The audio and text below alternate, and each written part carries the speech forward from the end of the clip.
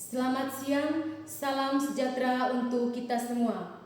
Yang saya hormati, Bapak Ibu dosen penguji ujian kinerja PPG Guru Tertentu tahap 4 tahun 2025. Perkenalkan, nama saya Efrasya Nimbabul dari LPTK Universitas Dayanu Iksanuddin dengan NIM 125021213. Pada hari ini, Sabtu 29 November 2025 akan melaksanakan dan mengambil video ujian kinerja PPG Guru Tertentu tahun 2025 di SMA Negeri 7 Borong. Sekian dan terima kasih. Selamat menyaksikan.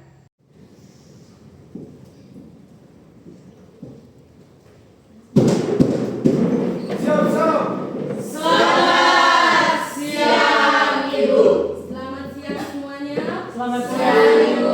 Bagaimana kabar hari ini? Baik. Puji Tuhan, kita bertemu lagi pada pembelajaran sejarah. Sebelum kita mulai, kita awali dengan doa. Silakan kepada yang bertugas maju ke depan untuk memimpin doa. Teman-teman dan ibu, marilah kita siapkan hati yang bangga untuk berdoa. Tadi izinkan saya mengangkat doa ini secara iman Katolik. Tuhan Bapa,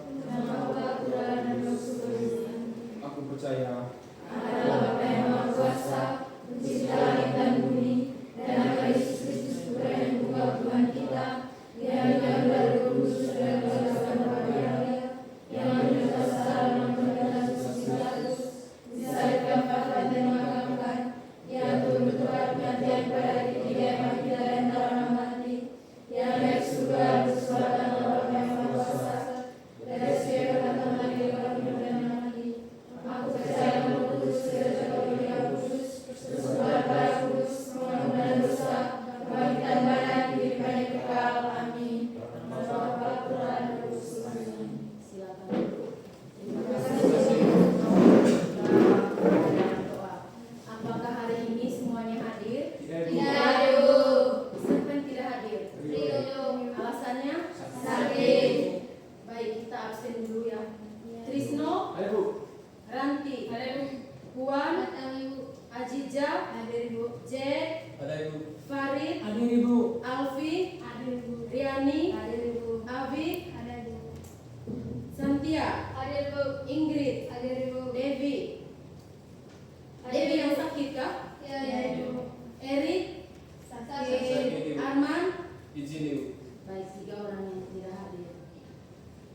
Selanjutnya, mengenai kesepakatan kelas, Ibu akan mengingatkan kembali kesepakatan kelas yang sudah kita sepakati bersama di awal pembelajaran. Yang pertama, kerapian diri. Yang kedua, kebersihan kelas. Yang ketiga, menghargai orang yang sedang berbicara di depan. Nah, materi yang akan kita bahas pada hari ini yaitu tentang kehidupan prasejarah di Indonesia.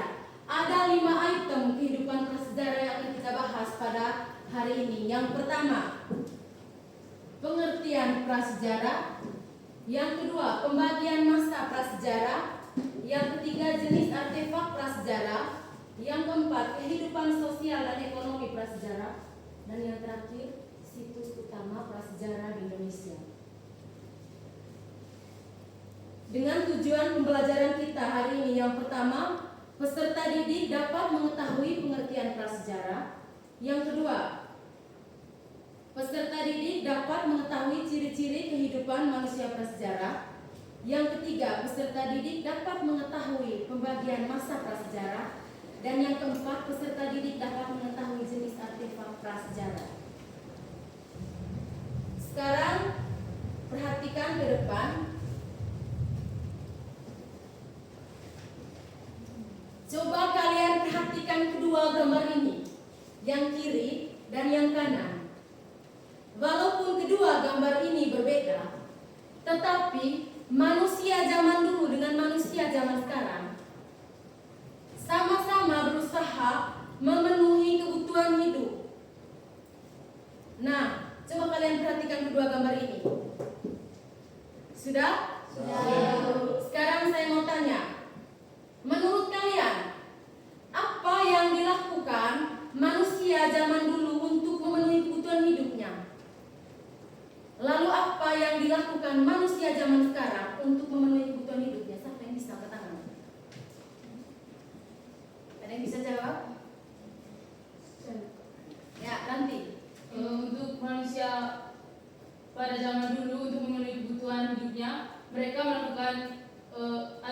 mereka berburu dan meramu. Sedangkan untuk manusia zaman sekarang mereka bisa ke pasar dan minimarket. Baik, luar biasa. Jadi manusia zaman dulu dengan manusia zaman sekarang itu sama-sama berusaha untuk memenuhi kebutuhan hidup dengan caranya yang berbeda. Kalau manusia zaman dulu mereka punya cara untuk memenuhi kebutuhan hidup, mereka punya cara berburu dan meramu. Sedangkan manusia zaman sekarang caranya bertani, beternak dengan teknologinya sudah modern, hidupnya tidak berpindah-pindah, rumahnya juga sudah sudah permanen. Mereka tidak berpindah-pindah lagi, jadi hidupnya menetap. Itu kesamaannya. Jadi manusia prasejarah dengan manusia zaman sekarang itu kesamaannya, bersama-sama membutuhkan, sama-sama berusaha memenuhi kebutuhan hidup. Caranya yang berbeda, tetapi kebutuhannya tetap sama. Mengerti? Mengerti. Baik, sebelum kita lanjut ke materi, sebelum saya lanjut menjelaskan materi pada hari kita ice breaking dulu. Saya minta satu orang untuk memimpin ice breaking.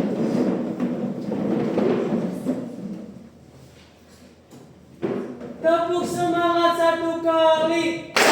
Semangat 2 kali. Lebih semangat. Oke, terima kasih. Silakan duduk.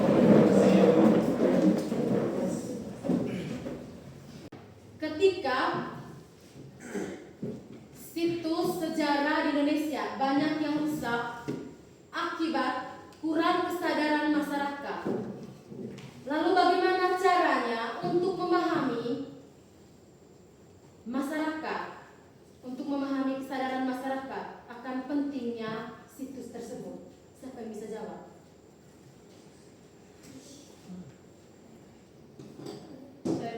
Ya, nanti. Yang pertama, adakan program edukasi dan pelatihan kepada masyarakat tentang pentingnya situs bersejarah dan cara melindunginya. Ya. Yang lain? Saya Ada jawaban lain ya, Puan? memberikan sosialisasi kepada masyarakat tentang pentingnya situs-situs bersejarah. Baik. Yang pertama tadi memberikan edukasi kepada masyarakat, yang kedua memberikan sosialisasi juga kepada masyarakat. Jadi tepuk tangan dulu untuk. Selanjutnya sesi diskusi. Sebelum kita melanjutkan ke sesi diskusi, supaya tidak ngantuk dan tidak bosan, tidak jenuh, ya kita ice breaking dulu. Satu orang memimpin ice breaking.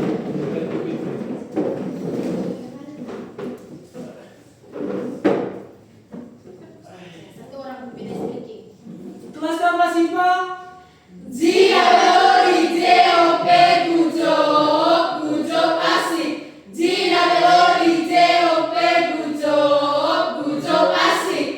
Oke, terima kasih. Silakan duduk.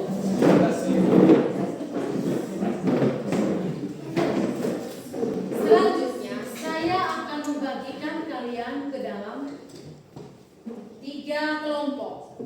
Satu kelompok, setiap kelompok terdiri dari 4 orang. Silakan. Kelompok 1, kelompok 2, kelompok 3. 1, 2, 3, 4. 1, 2, 3, 4. 1, 2, 3, 4. Oh iya, satu kelompok yang 5 orang. Nah, silakan Farid, mau bergabung di kelompok 2 atau bergabung di kelompok 1? Silakan. Oh, di kelompok 2 ya.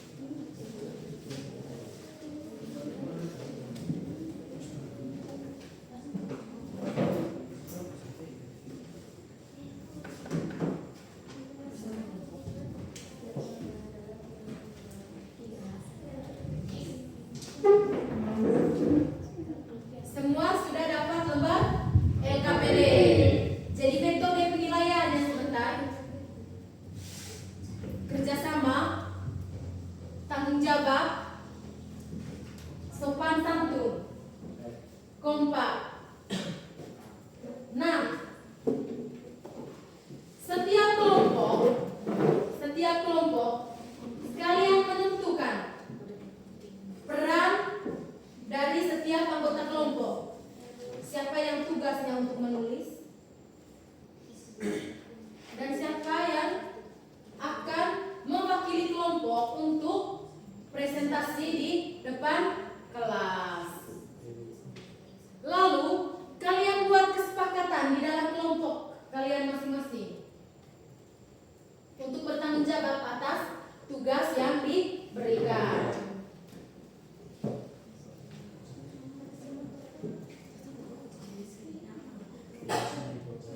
Sebelum kalian mengerjakan soal, kalian boleh membaca referensi di HP dan di buku selama 10 menit. Setelah itu baru kalian mengerjakan soal-soal yang ada pada LKPD.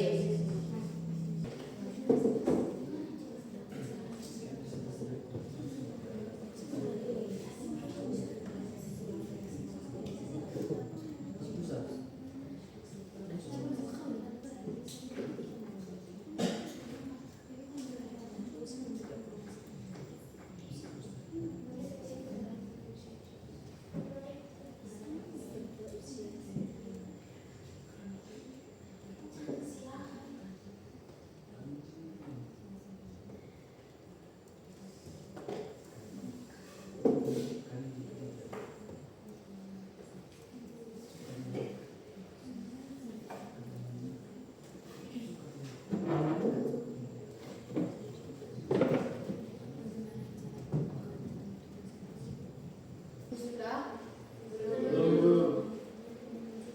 Kalau ada yang tidak mengerti atau merasa sulit, boleh bertanya.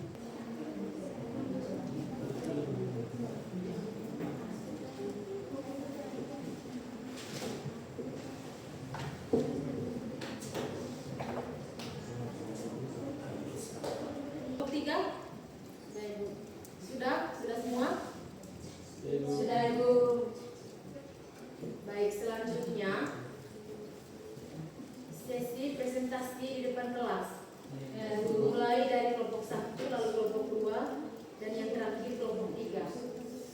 Silakan kelompok 1 maju ke depan untuk mempresentasikan hasil diskusi.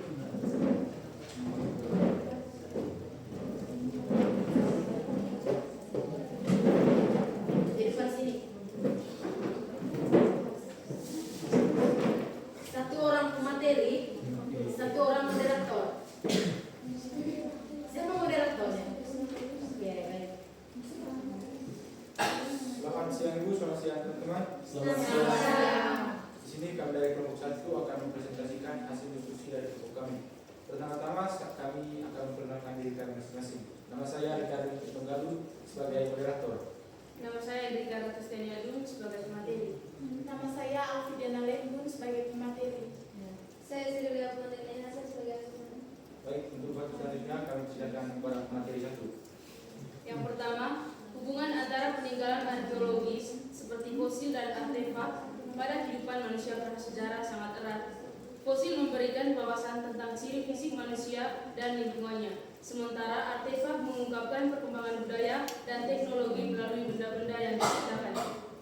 Nomor 2, untuk kehidupan sosial ekonomi pada masa prasejarah, yaitu masyarakatnya hidup nomaden dengan berburu dan meramu, lalu menetap dengan bercocok tanam dan perundagian, di mana ekonomi sangat bergantung pada alam dan lingkungan sekitar. Sistem ekonomi mereka adalah ekonomi subsisten, di mana mereka hanya menghasilkan cukup makanan untuk memenuhi kebutuhan sendiri. Pembagian kerja didasarkan pada usia dan jenis kelamin, dengan laki-laki berburu dan perempuan mengumpulkan makanan. 3. Beberapa masalah pelestarian situs prasejarah di Indonesia. Yang pertama, kurangnya kesadaran masyarakat akan pentingnya situs prasejarah. Yang kedua, perusakan situs oleh kerusakan manusia seperti pertambangan, pembangunan, dan vandalisme. Yang ketiga, kurangnya dana dan sumber dana untuk pelestarian situs. Pertanyaan dari kelompok 2, mengapa manusia prasejarah hidup secara nomaden? Baik, terima kasih pertanyaannya. Baik, kita lanjut ke pikiran masih ada yang bertanya. Di sini kami akan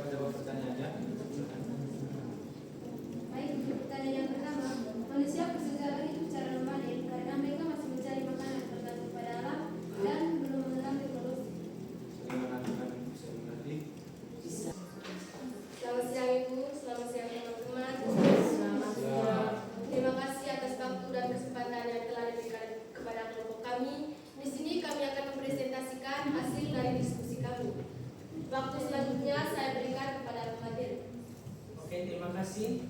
Soal yang pertama, jelaskan hubungan antara peninggalan arkeologis seperti fosil dan artefak dengan pemahaman kalian tentang kehidupan manusia prasejarah. Jawabannya, peninggalan arkeologis seperti fosil dan artefak sangat penting karena menjadi sumber informasi utama untuk mengetahui bagaimana manusia prasejarah hidup. Yang pertama, fosil menunjukkan bentuk fisik manusia, perkembangan otak dalam kemampuan mereka. Yang kedua, artefak, alat batu, perkakas, gerabah memberi petunjuk tentang teknologi, pola makan, kebiasaan, dan tingkat kemampuan berpikir mereka. Yang kedua, jelaskan bentuk kehidupan sosial ekonomi pada masa tersebut.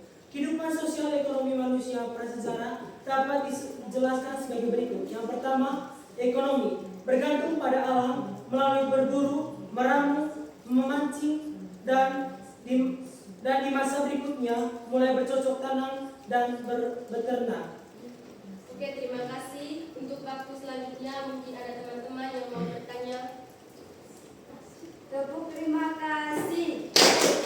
Ding ding, tong tong, ding dong, terima kasih, yes. Oke, silakan untuk terima kasih kepada kelompok 2 yang setelah mempresentasikan hasil diskusinya. Selanjutnya dari kelompok 3. Selamat siang Ibu, selamat siang teman-teman. Terima Ya. kasih atas waktu yang diberikan kepada kami. Di sini kami akan membacakan hasil diskusi dari kami. Pada materi dipersilakan untuk membaca. Nomor 1, jelaskan hubungan antara peninggalan arkeologis seperti fosil dan artefak dengan pemahaman kalian tentang kehidupan manusia prasejarah.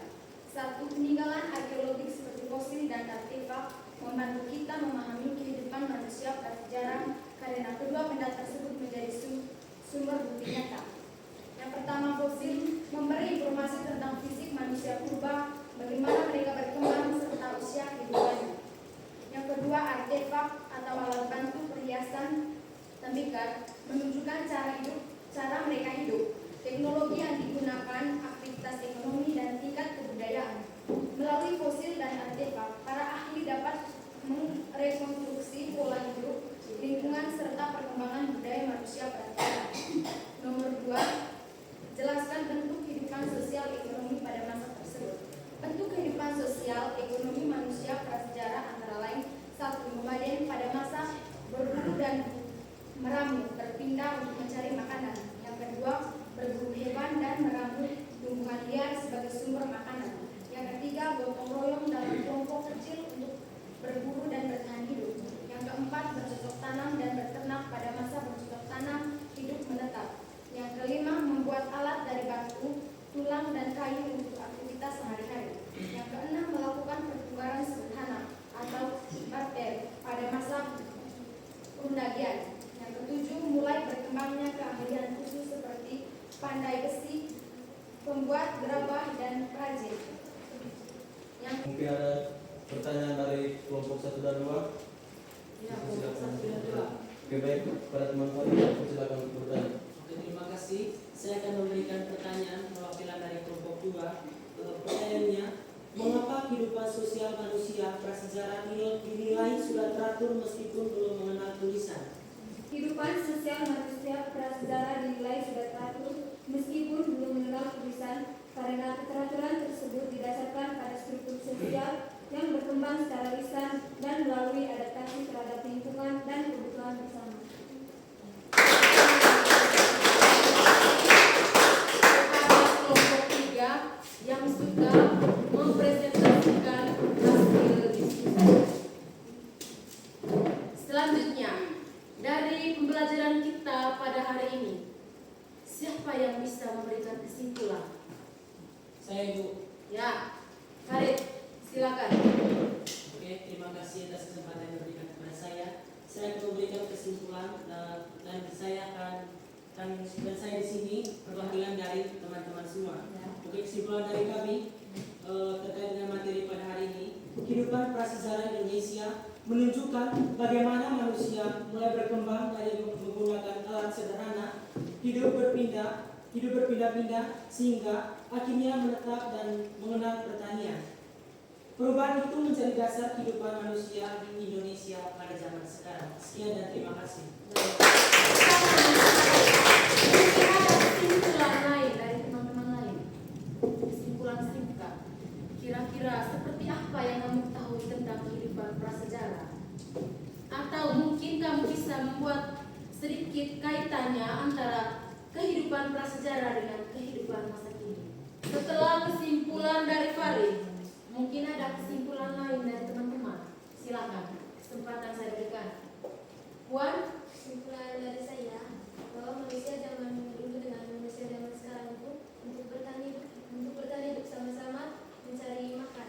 Ya. Tapi perbedaannya manusia zaman dulu mencari makan dengan berburu, sedangkan manusia zaman sekarang bisa bertani atau jika ada uang bisa langsung Ya. Dari pembelajaran hari ini, kita dapat menyimpulkan bahwa kehidupan prasejarah Indonesia menunjukkan bagaimana manusia berkembang dari hidup yang sangat sederhana menjadi lebih maju.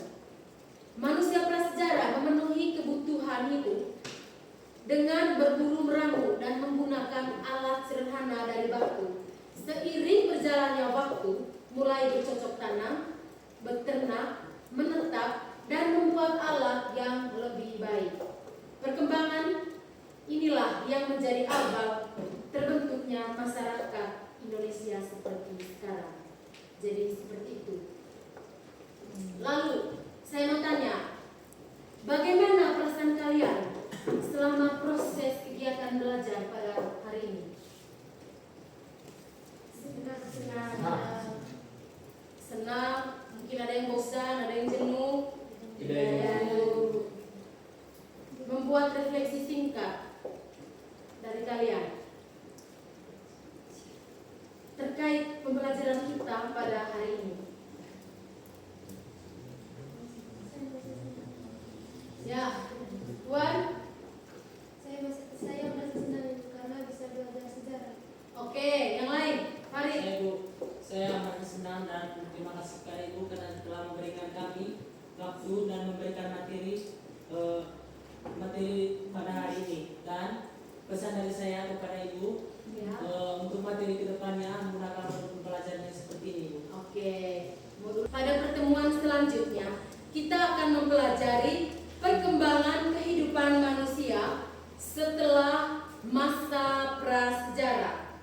Jadi itu pertemuan selanjutnya kita akan bahas tentang kehidupan manusia setelah masa prasejarah. Silakan membaca ringkasan di rumah supaya siap mengikuti pelajaran minggu depan. Dan materi pertama yang akan kita bahas pada minggu depan yaitu perkembangan masyarakat awal di Indonesia. Dan sebelum menutup pembelajaran hari ini, saya memberikan tugas kepada kalian, tugas kelompok dan tugas individu terkait pembelajaran pada hari ini. Silakan catat. Yang pertama, tugas kelompok.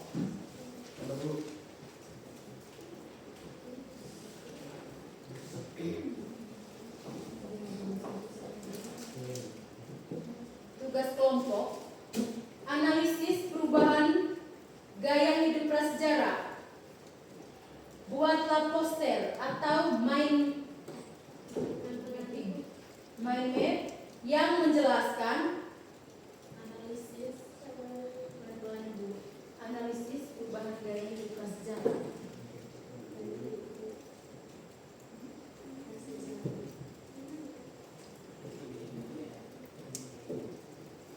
Buatlah poster atau mind map, tulisannya MIND MAP, yang menjelaskan satu, perbedaan gaya hidup manusia pada masa berburu meramu. Sudah? Dan masa bercocok tanam. Untuk tugas individunya nanti kumpul, ibu akan periksa di rumah. Mengerti? Dari kita semua, sehingga proses pembelajaran hari ini berjalan dengan lancar. Sampai jumpa pada pertemuan berikutnya. Ya, Ibu. Sebelum menutup kegiatan ini, sekali lagi saya minta satu orang maju ke depan untuk memimpin doa.